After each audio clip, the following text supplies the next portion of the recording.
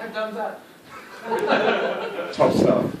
And we're going to create a new volume group, which is going to act as a container for our volumes. So if you look at what we've got here, we have our 50 gig volume. You need to add it to the file. Yes. Yeah. So the 50 gig volume should have been added as part of the virtual machine when you created the open file VM. So we've got that created. Now we have to add the actual volume itself. Oh, sorry, you're going to create. Yep. Create new physical. And then select the disk. And create. Yep. Should be. Same. Yeah, that's it. That's first, yeah. Mm-hmm. Alright, so try and add the volume now. Okay. Okay, and you want to select the volume and add volume group. Alright, cool. So now you've actually created the volume group, you need to add the volume to that volume group. So if we go add volume,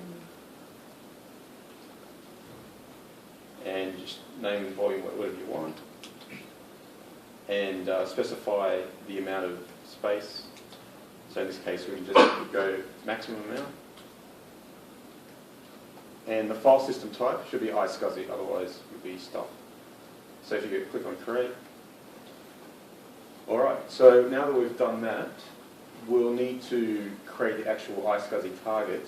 First things first, they've got to go to services and enable the iSCSI target server. That's all the difference. Yep, otherwise it won't be an option for you. It's disabled right It's now. disabled now, so actually So get you should to enable that. Yes. Yep. Alright, so now we go back to volumes. Okay, sorry, yes, sorry. So because it's iSCSI, we have to actually do some networking stuff to get it reachable. So under the network access configuration, create a sort of network address. Where is it? It's under the It's under second tab, system. So we'll scroll down and you have to actually specify the subnet that we're dealing with. And a mask. And type is share is fine, and so we'll update that. Now that we've created some sort of idea of a network that we're dealing with, if you go back up to, we'll go back to volumes, and iSCSI targets on the right hand side. We're going to just add a randomized iSCSI target name, and then if we go to LUN mapping, I'm hoping we have a LUN created, yes, and we're going to map our LUN, the transfer block IO is fine, and select map. Okay, and then another important step is to go to network ACL, which is just that third tab. Yep, and make sure you change that from deny to allow, and update. So at this point, the open filer has the iSCSI target ready to be accessed. At least I bloody well hope so, because the next part's going to be hard if it's not.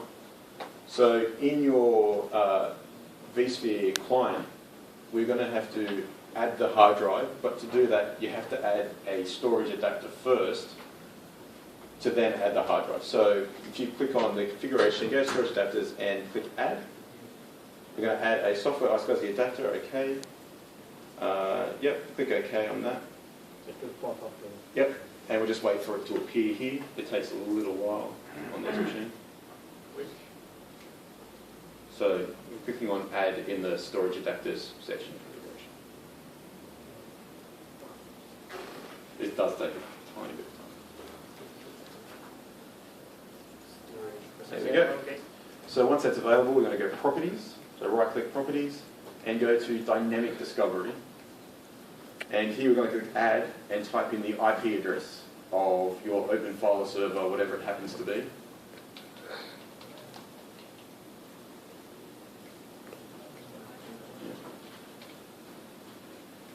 Okay. Once that's done, close and say yes to that message, and that just says I'm going to find whatever disks are available there.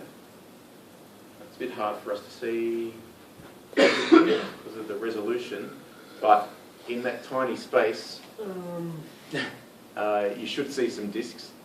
If you don't, we're in trouble. It's fine. Let me change the screen. Okay. You can pull the window up. You might be able to. Sorry, this Yes, the IP address of the open file server. Beautiful. Yes. Perfect. So as you can see, we Stored. No, keep this one. probably keep it would be better. In this Oh, yeah, particular keep.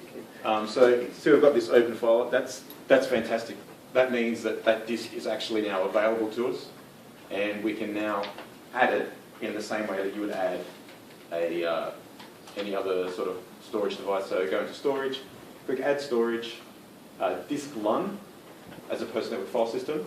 Next, select the disk that's just turned up. Next, next, and enter the name of the disk. And then next, finish, and Bob's your mother's brother, you've got a new disk in your ESXi configuration. And then once now it's available for your SAN type usage. Right? Yes. That's good.